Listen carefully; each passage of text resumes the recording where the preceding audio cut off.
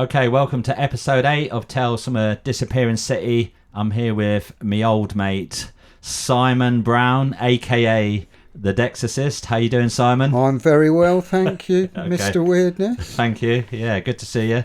Nice to see you without a drink in your hand for a change. Cheeky kid. Yeah, so like how we've started some of the other ones, just started talking about early experiences in music. So like, well, maybe actually tell us where you grew up and just sort of what your first sort of musical, like maybe sort of records you were listening to or hearing on the radio, and then maybe first purchases of like vinyl. Ooh.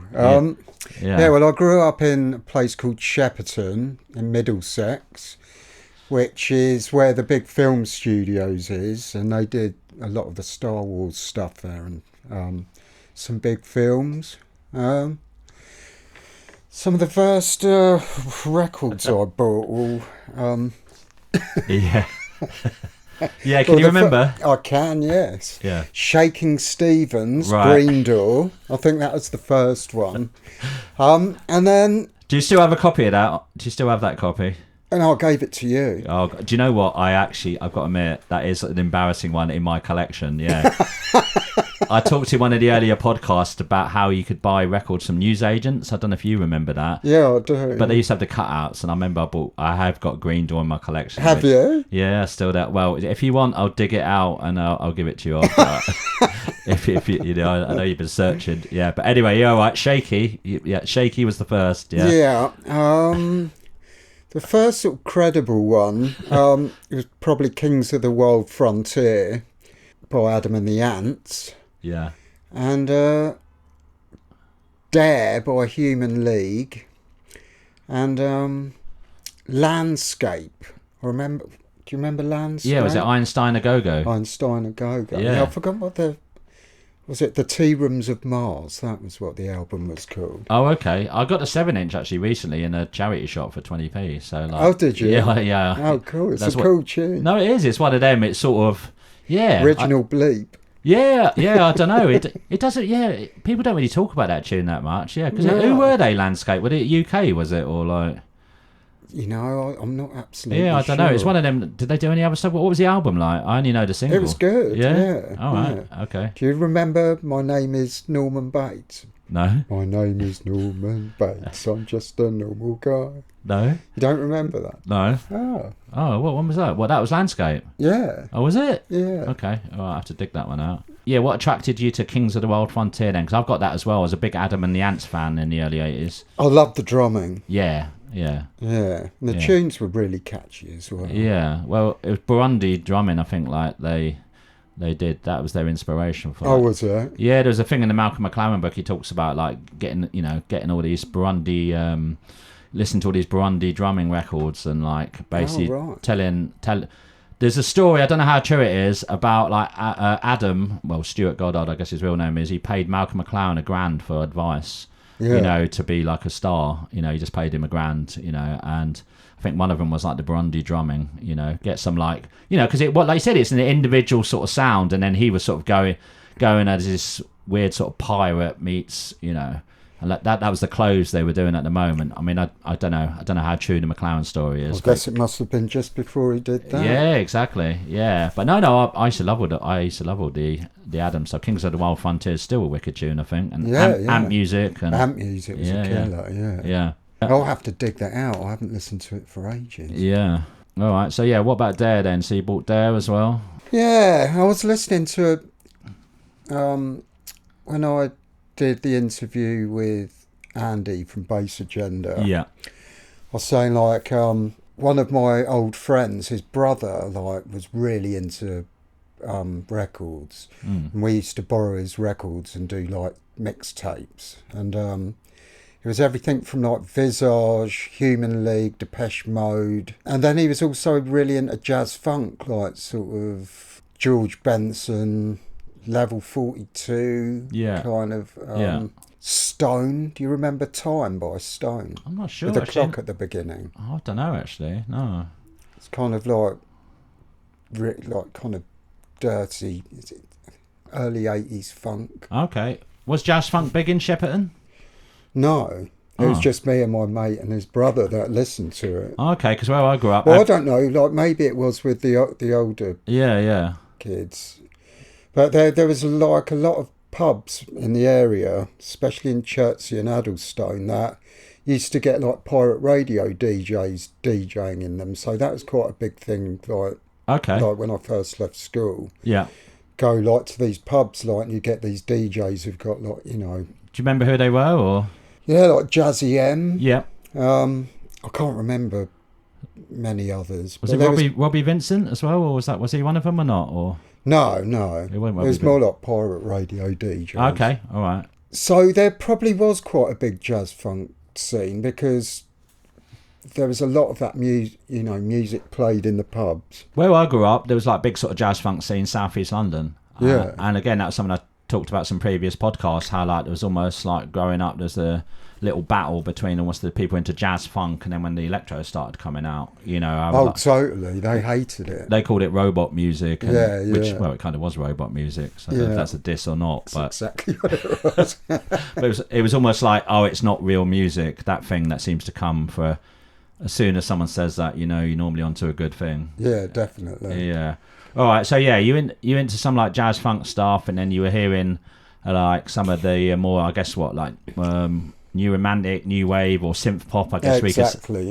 Yeah, because I mean that, you know, that really changed my life, hearing like some of that early Human League and Soft Cell and stuff like that. Yeah. That kind of led me into listening to people like Throb and Gristle, to be honest, and then weird like Electro and stuff like that. Yeah. So well, from that, like, because I was listening to pirates like JFM, LWR.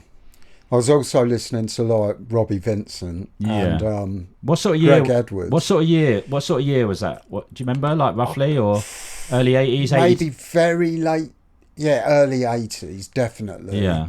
Maybe like the end of the 70s. I can't quite exactly remember. No, that's fine. It's a long time ago for us old people. So you know. But then through listening to LWR, that's how I heard Electro. Just remember like hearing these tracks, and I was like, what the hell is that? It was like so different to anything I'd heard. Do you remember the early ones that you heard? Like any of the early tracks that you just thought...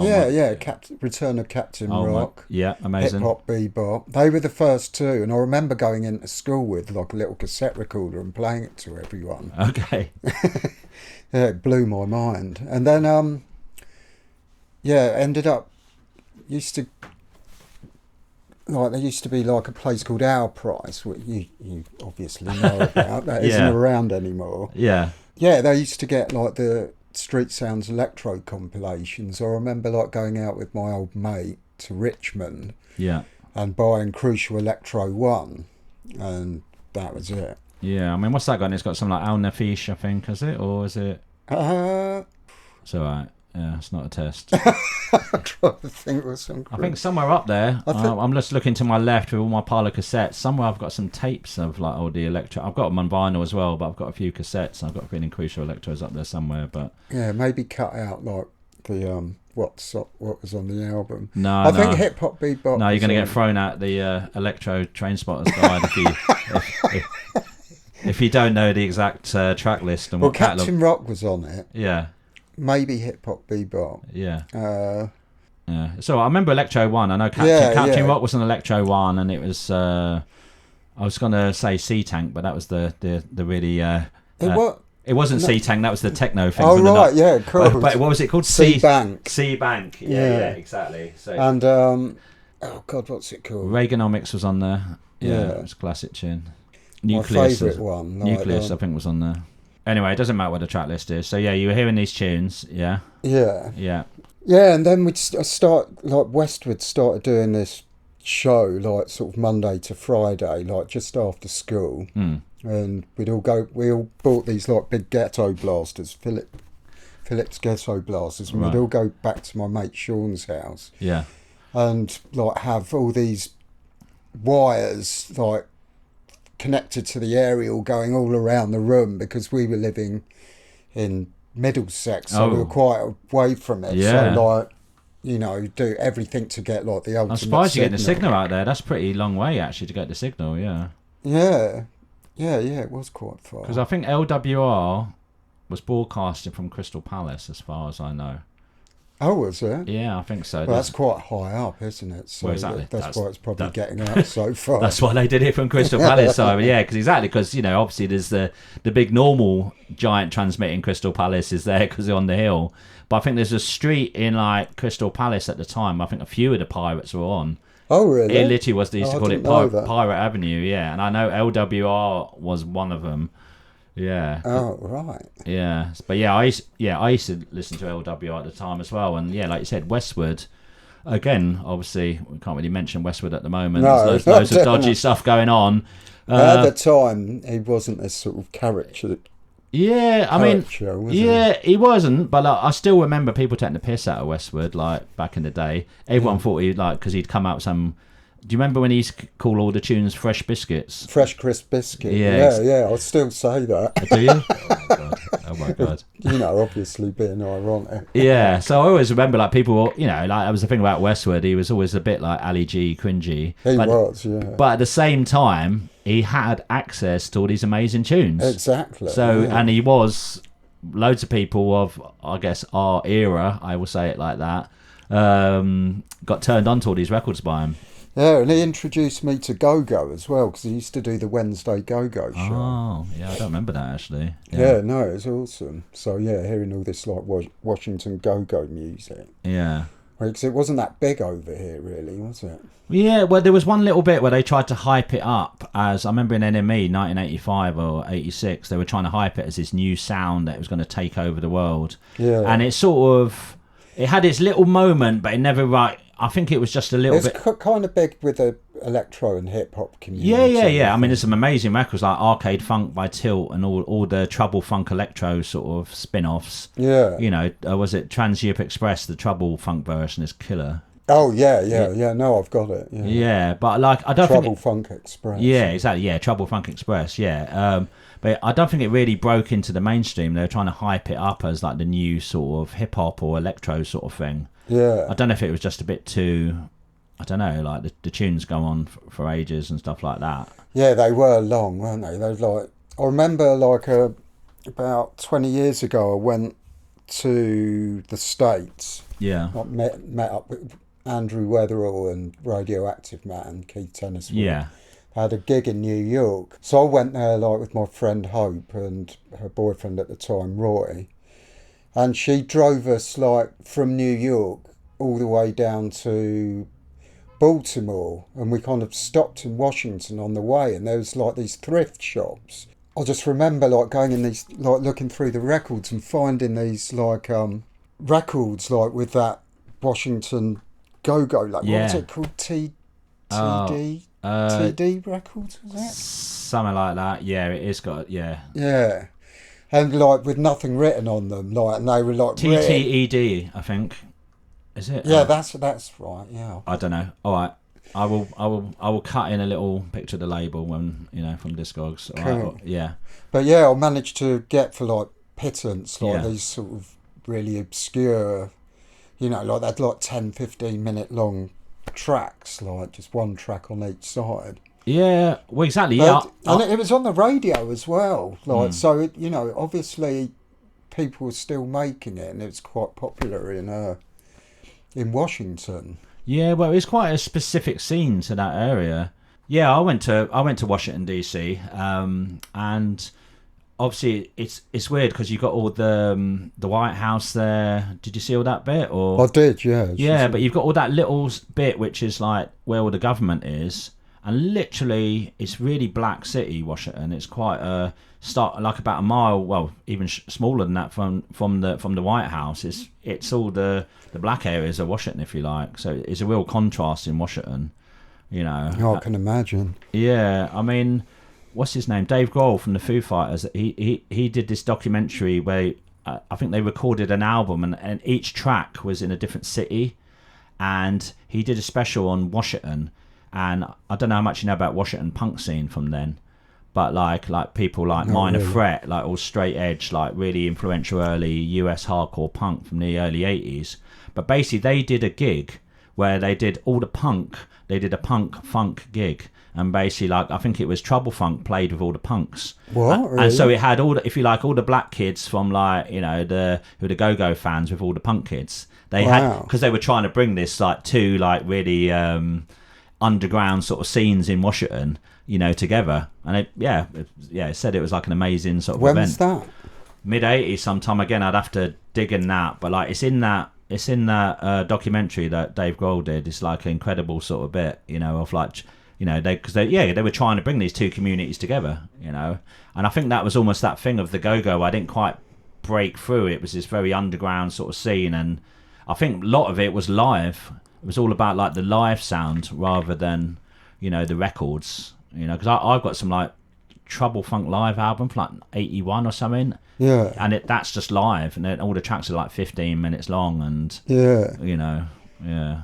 Yeah, I saw them Hammersmith Odeon. When was that? It must have been like 86 maybe. That was maybe 87. That was an amazing gig, like, but it ruined my ears. I remember it would have been 87 because I'd left school.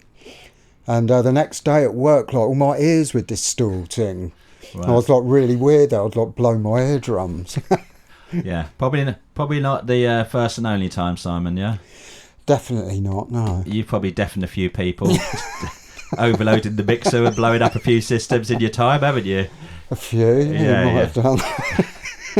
Yeah. All right. So go-go. We went on a little go-go tangent. So what about the early electro sort of stuff? When did you start buying some of them sort of tunes, apart from maybe the comps? Did you start getting any of the 12s or anything like that? Yeah, definitely. Probably Planet Patrol, Alnafiche, Planet Rock. Were you buying these records from like our price, or were you going into town at all, or was that like a little bit? Not quite then. Like I was still kind of young then. I started kind of going up, like when I was sort of like 16, 17, and used to go to Groove Records a lot. Yeah. Hitman. Red Records. Red Records was in Brixton, wasn't it? Was that the one in Brixton? No, it's in Soho. Oh, okay. All right, yeah.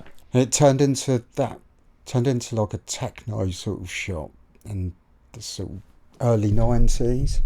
Right. That wasn't where Unity was. Unity, yeah. So it was originally called Red Records. Oh, yeah. Do you know what? I do remember that, actually. I do remember when it changed to Unity, yeah. I used to buy loads of early jungle hardcore and stuff like that from Unity back in the early 90s. Oh, right, yeah. Yeah, that was the place for that. Yeah, it's a good shop. Yeah, so you went out to Groove? You used to go out to Groove, or like much, or? Yeah, loads. Yeah, I used to go to Groove a lot.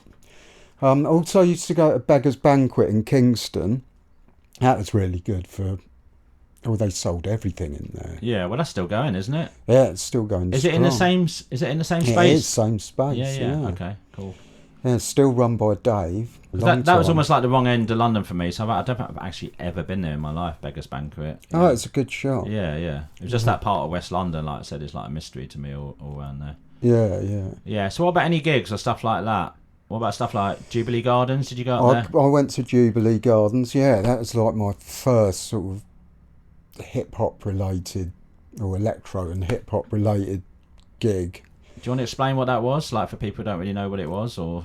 Yeah, it's like a big, like jam in like Jubilee Gardens in Waterloo. A lot of break dancers, graffiti, you know, the usual hip hop things, and a load of live acts. But there was so many people there, it got shut down. But yeah, it was kind of eye opening and really exciting. Yeah, no, I went to that event as well. So yeah, I don't know many people that went. Yeah, and I think the last episode as well that I did with Howard, I put the flyer up for it, so I'll put the flyer poster up for it again because I found it, because we were talking about how the GLC organised it, because the GLC put on all these sort of cool events, if you like. Yeah, so that, I think they were responsible for. Was that Ken Livingstone? It was Ken Livingstone. Yeah, exactly. Yeah, Red Ken was banging to Electro.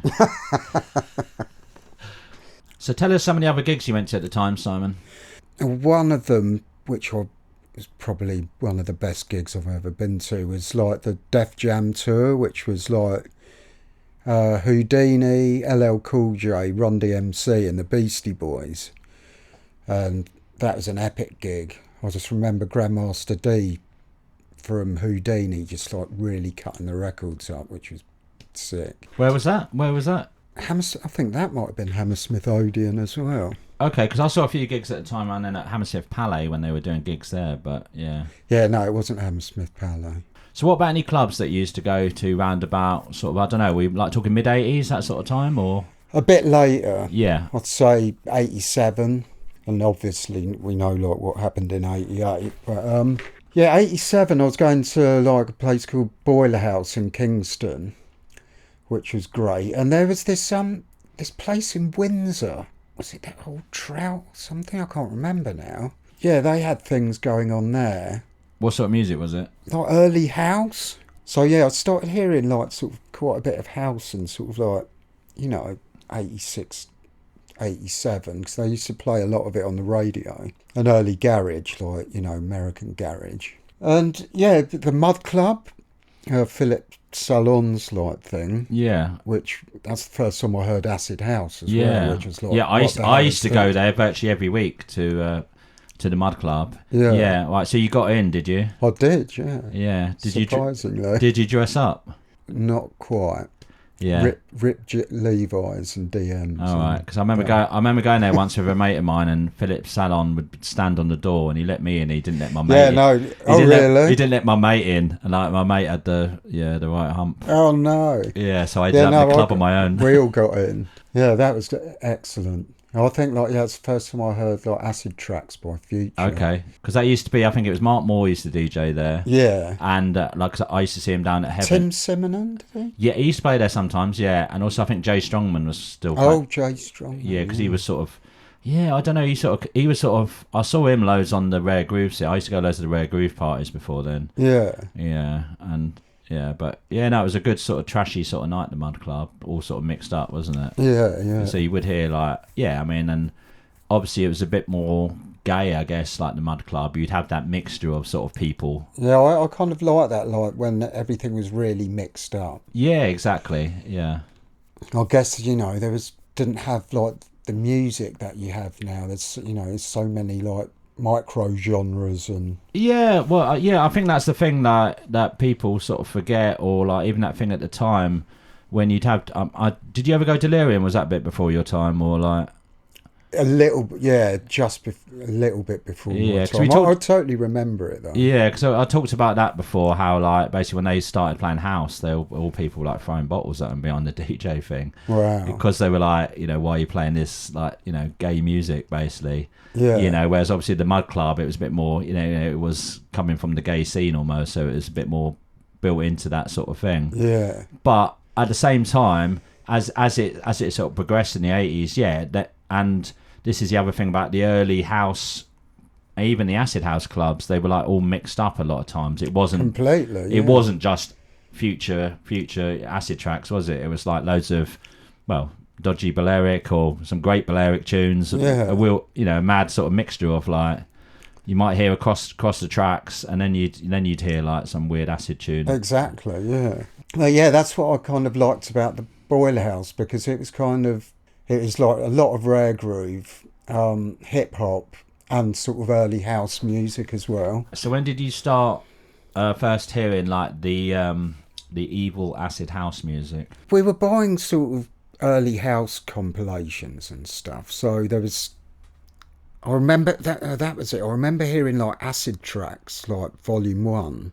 I was going to college in Weybridge, and funnily enough, they had our price, and I bought it from there. And I just remember, thank God for our price. Otherwise, Simon Brown's musical career would never have happened. Yeah, and like I just remember like thinking this music's bonkers, and I used to buy ID magazine in the Face back then. Yeah, like find out about like what clubs were on and stuff. And I remember there was something called The Trip. You remember it, Nicky Holloway's thing? The Astoria. Yeah, the Astoria. And the first time I went, I didn't get in because I was wearing like all rare groove sort of get up. Yeah. Like sort of waistcoat and all that. A waistcoat? Yeah. Right. Don't you remember waistcoats? And no, actually, do you know what? I did have a few waistcoats in my wardrobe then, I've got to admit. Yeah, I don't have many waistcoats now, to be honest. Yeah. I just call them gilets. But yeah, I remember the second time I went, I got in, and it was kind of life changing. Yeah. So, right. So tell me about that. Do you remember actually going in there? Right. Do you remember what the? Yeah, like I remember. Yeah, of course. Right. Come on then. Tell me And about just that. I remember like Can You Party, Todd Terry, when that came on, like because there was like the balcony with all the tables on it, and everybody would just get up on the tables and jack. Like, yeah, that was amazing. Like one of those first few times of going out, and afterwards there's a legendary place up the road called Clink Street, and people used to go from Trip and go on to Clink Street, but couldn't get in there the first time we tried it. It was absolutely rammed. I just remember like smoke pouring out the windows, like, and all you could hear was it just looked awesome. So throbbing I think bass drum, yeah. I think the following week we went down there. We just went down to Clink Street, didn't go to Trip, and got in, and that's probably like one of the best places I've ever been. Yeah, because a lot of the clubs shut like at sort of 3 a.m. back then, but Clink Street was like all night till like, I can't remember what time it went on to, but it was probably it was at least 6 anyway. Yeah, well, that was the thing then, wasn't it? Like, again, that's another thing people don't realise in the 80s. Like, most of the clubs shut 2 or 3. Yeah. And when I first started going to some of the original warehouse funk parties, that was the deal. They'd stay open all night because they were illegal parties. Yeah. Yeah, and then some of the parties like Clink Street. Yeah, I think they. Yeah. I don't know how they got away with that though, because I don't know if they probably wouldn't have had a license, would they, till 6 a.m. Maybe they didn't go till 6 a.m. I don't know. Yeah. Or was it illegal? It must have been. I don't know. It was a regular party though, wasn't it? It was, yeah. But yeah, that was like a real mixture of people, that was. Like you say, sort of like the Mud Club, it was very mixed, and that was as well. Yeah. It was very seedy, really low ceilings. I just remember like water, like sweat dripping off the ceiling, and just the deepest like house music and techno. Like, yeah, it was very dark and smoky, wasn't it? Yeah. Like Clink Street. Yeah, I just remember on the dance floor there's this guy like in full African sort of traditional dress, like with this shaker, and he'd just be shaking that all night. But yeah, I remember chatting to this guy outside, and he said like he was like an old football hooligan who kind of discovered ecstasy and like house music, and it was true, there was a lot of like football hooligans at all these parties. Yeah, well, do you know what? I went to like it was a reunion party for RIP, and it was in Shoreditch a few years ago. I went to it. Yeah, well, I think I might have gone with you. Yeah, exactly. Yeah. But I remember just looking at the audience, and obviously it was loads of people of a certain age. Yeah. And it actually did remind me like some of them old parties from the late 80s, the early house, acid house. It was that mixture of, again, it was that weird mixture of like some quite mad gangster football hooligan crew with some quite gay crew. And it was this weird mixture of like all the underground sort of, and they were all hanging out together. Yeah, and it wasn't like a menacing vibe, but there was some quite serious looking people there, out their heads dancing, and that's what I remember from that time, if you like, this mad mixture of like you said, football hooligans, people from like some quite heavy people from South London, East London, all partying. Obviously there was lots of reason they're staying up all night and they're all hugging each other. Yeah. Well, it's the first time I saw blokes kissing as well. Right. Like coming from like Shepperton, which was kind of quite homophobic, and you know, didn't really see like open homosexuality. So like being the naive sort of young, I was like, ooh. No, I mean, I remember seeing 2 guys kissing in the club for the first time, and I was, you know, I wouldn't say shocked, but I was a bit like, oh my God, yeah, because you know, didn't really see things like that. That wasn't going on in the Shepperton nightclub scene. No, definitely not. Yeah, all right, yeah. What about some other early acid house raves? I know I've talked to you before in the past, and this one maybe doesn't get mentioned as much, But I think it's quite a legendary party. So was it Rave in the Cave? Do you want to tell me a bit about that? Because I know you used to go there. I used to have a friend, Mandy, who lived in the old flats, like in Haygate Estate. Yeah. And she was squatting. And we'd all go up there to her place before we'd go out. And then sometimes we just went up there and we didn't go out anyway. We just like sort of get off our heads like around her house. And you know the bells in De Testimony, you know, down, Finney Tribe, Finney Tribe, yeah. And remember just hearing that and like, you know, put our heads on the balcony. Oh, yeah, from a flat you heard it. Yeah, and exactly, and just saw this like rave in the arches, and it's kind of where I'm pretty sure it's where Corsica is now. Yeah, I think it's not the same space. No, but it's kind of that. Those, It's I think it's a few arches down. Yeah, like from there.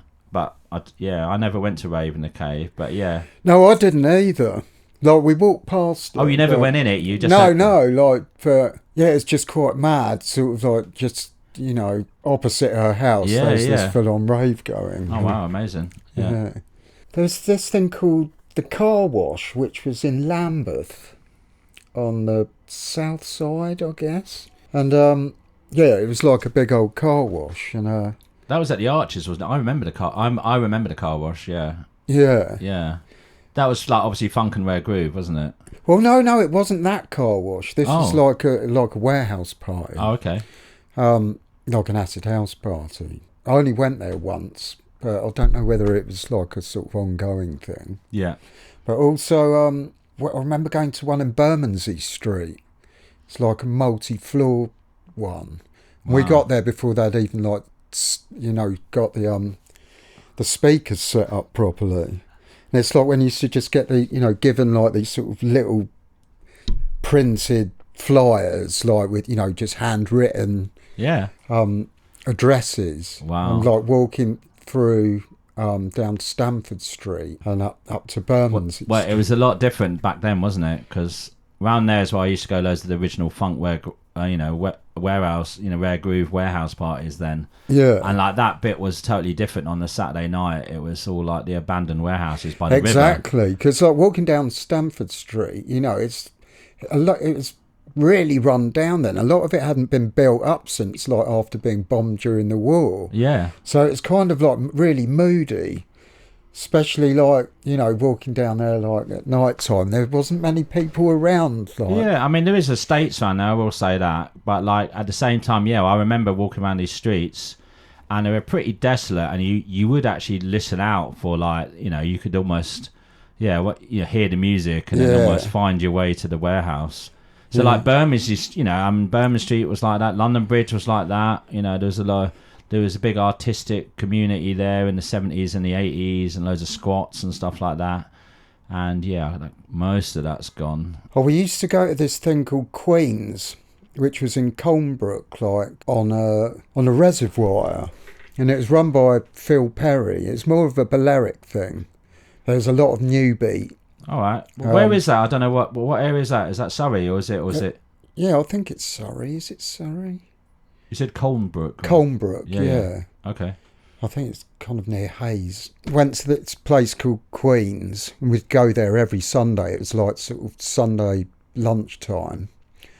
And there'd be like people like Weatherall and Terry Farley, Phil Perry, Rocky and Diesel, kind of that sort of Hayes crew. Well, there is like a thing of like, almost if you like out in the suburbs and like a lot of the places... Yeah, they used to go on and stuff like Sunday lunch. Was it like an after club thing, or was it literally just a Sunday party? Or no, it's just a Sunday party. Yeah, but they did later on start doing something that started at 6 o'clock in the morning. Because you did have a few of them events where like they were like in pubs on like the outskirts of London, and that's what I was saying. Like sort of around Chertsey and Addlestone, there was all these pubs that would have like sort of London DJs playing in them. You don't get that anymore. Because I think that went back to the soul and funk scene, and even like the mod scene and stuff like that. There was all these sort of, like I said, there's certain pubs, and you know, I guess it happened with the jazz scene as well. You'd have certain pubs, like, because I know my mum, when she used to go to a lot of the jazz events, there'd be certain pubs she'd travel, and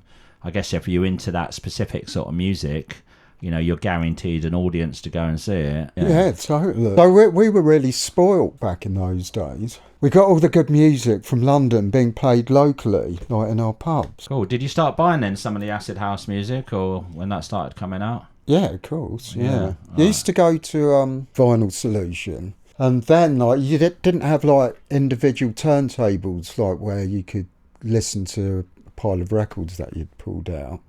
You just had to stand by the counter, and like DJ would just play tunes, and it was like literally everything from like hip hop to house to techno. I remember like getting like this Future Sound of Detroit record, like with just a red stamp on it. The records were really cheap as well. Like I remember, like the promos were cheaper than the imports. Did you get them off Phil Asher, or do you? Yeah, exactly. Yeah, because I used to live down that area at the end of the 80s and the early 90s. For a couple of years, I lived in Westbourne Park. I used to go down there all the time, and it's a great shop. Yeah, and I got like real early UK hip hop there, like, you know, some stuff. Well, yeah, that's where I got Battle Creek Brawl by Gun Shop. Epic record. Yeah, and I bought Underground Resistance records there, Underground Resistance records there, and yeah, so everything from like weird techno. Yeah, that was my favourite shop back then. But Black Market was awesome as well. Used to go to Black Market a lot. Yeah, I remember like going to Energy, which with these huge like illegal raves, like in this big like aircraft hangar. On the M25, the legendary M25 party. Had to meet at this sort of service station, and then somebody would come down there and go like, oh, it's here, and like everybody, this is where people were like just parking their cars like all up the M25. Yeah, on the convoy. Yeah, and there was like these massive like sort of articulated lorries like with like huge speaker stacks. Like everyone had turbo sound back then, like. And I just remember these people in the morning on the top of the articulated lorry just dancing like up and down it. That was like ridiculous, like 10,000 people or something. Yeah, well, that was the thing, wasn't it? It went from these tiny little parties to suddenly almost like when they had all the tabloid shock horror. Yeah. You know, which is always the thing of, there's these awful parties where people take drugs and dance all night. Exactly. And then people are like, that's terrible. Where can we go and do that? And then suddenly they're like, you know, everyone's doing it, wasn't it? It almost was like, you know, you had that early bit where I remember, because when I first went out, like where I lived, you didn't really, apart from the people that I was going out with, didn't really see anyone like that. No one really knew anything about it. And I think it was like sort of 89 and it went really mainstream, and then you started seeing loads of people from school who were like never really even into music, like at these big like raves. Yeah, well, yeah, exactly. I think it went from that thing of like, I used to have mates who drive us to parties who were not even into that music, but do you know what? They were up for like dropping something to keep them up all night and having a good time. That's it. Yeah, you know, fair enough. Like, fair enough. That's as you know. It was an exciting time. Yeah, and I remember going to that. There was like a big rave, outdoor rave in Reigate. Do you remember the one where the police got CS gassed by the security of the illegal rave? Oh, wow. They CS gassed the police. But yeah, it's the first time I heard Frankie Bones. That was brilliant. He used to come over quite a bit, didn't he, He Frankie? did, yeah. Used to go to Slough Centre, which was like a rave in this, it's like quite a big, I wouldn't say warehouse, like this huge building, like with epic sound system in there. And they used to do like the most crazy light shows. Like they have like lights flashing like round the building. Oh, wow. Like was this late 80s, was it? Or? Yeah, this was late 80s. I'd say early 89. Yeah, we used to go there a lot. They were great parties.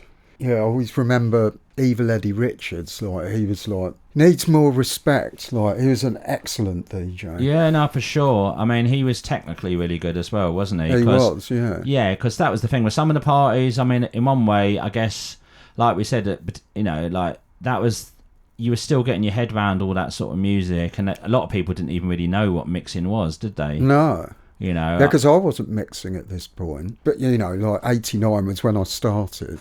So like the tail end of Yeah. 89. Yeah. But yeah, hearing like, and that's like one of the things about Clink Street, like just the music was seamless. And it just I remember, the Night Riders.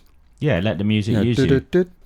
I just remember like somebody mixing 2 copies of that for like ages and ages and ages. Yeah. Like, so it's like just the intro to it, like really hypnotic. No, for sure. I mean, I kind of remember, like I said, I'm a little bit older than you. Like the sort of some of the like the early house sort of gay clubs I went to, like the mid 84, 85. Yeah. And I remember I was actually quite like, oh my god, the records don't have a break.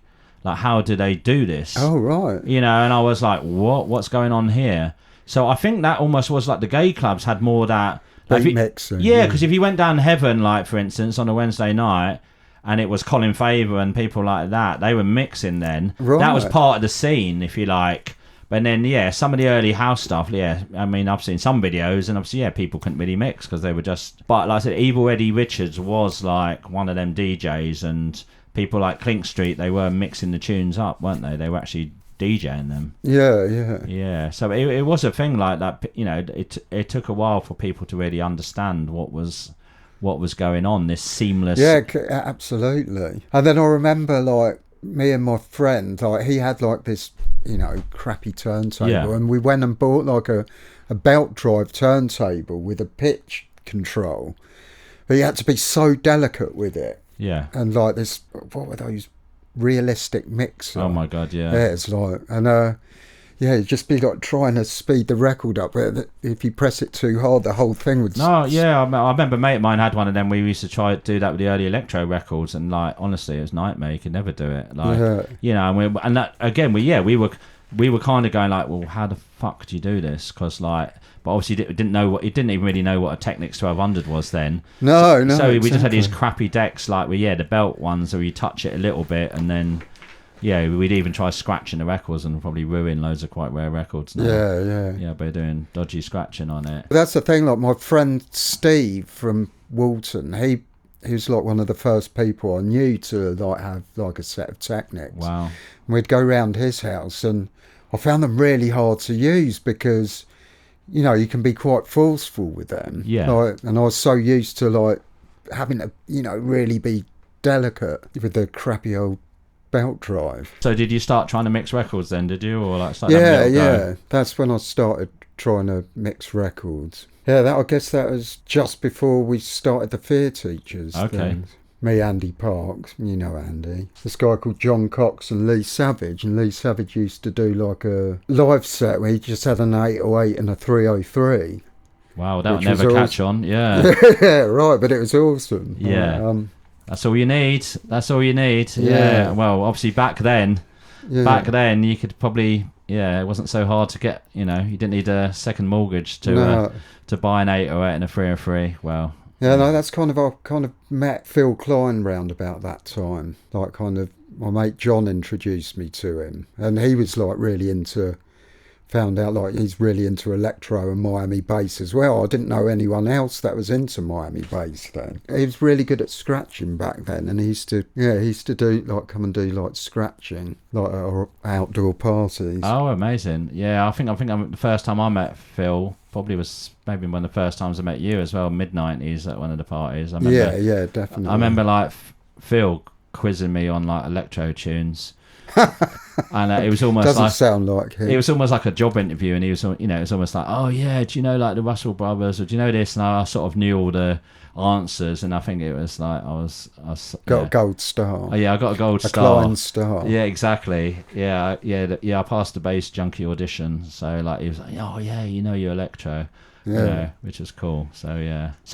Just explain really what the Fear Teachers exactly were then. Well, we didn't even have our own sound system then, but we used to hire it. Yeah, we just thought, like, why don't we just do like an outdoor party? We'll hire a sound system and do like loads of invites. And it was a pretty good success, except for, it was like on Chobham Common, I think, but it got pegged and it got stopped like after a couple of hours, but that didn't stop us. And then the next one we did was like a lot bigger, and that was in like Wisley Woods, and we did a few there, but that ended up, one of them got busted. I ended, on the way back, like my mate's car ran out of petrol, and we had to leave it there, and it had all my records and Andy's records in it, and a big amp, 1K amp, and a helicopter light. Went back to pick it up the next day, and it had been broken into. There was like a note on the windscreen saying somebody had found the records, and so obviously they couldn't be bothered to carry them because they were too heavy, and like stashed them, and some woman had seen like where they put them. So we phoned the police, and the police lost the woman's phone number. No. Yeah. And they had like loads of like rare Chicago records and early Detroit records and stuff, like, you know, it was like really good record collection. We put like adverts in all the local papers, but nothing. So like these records are probably still sitting in somebody's garage, or that they threw them in the trash, whatever. No, so what? Maybe there's some like place in Wisley Woods, like behind some trees. There's like a. No, it wasn't in the wood. It was like when we were driving back. Oh, okay. Like after it had been busted, and my mate's car ran out of petrol. God. And, that's not the first time you lost your records, is it? No. Yeah. No. But that was the worst one. Oh my God. Because that was like, you know, because then I didn't have that much money as well, so every little penny that I got, like I used to pretty much spend on records and like go without eating. Yeah, no, for sure. I'd many I'd buy records rather than eat. Yeah, exactly. I was a lot thinner back then. My nickname was Bones, the lack of eating. Yeah. All right, well, I'll tell you what, we'll stop it there for the moment, Simon, and I think next time we'd sort of dive a bit more into the fear teachers and all your adventures in the Surrey countryside and beyond. Exactly. And techno. Yeah. Cheers, mate. Nice one.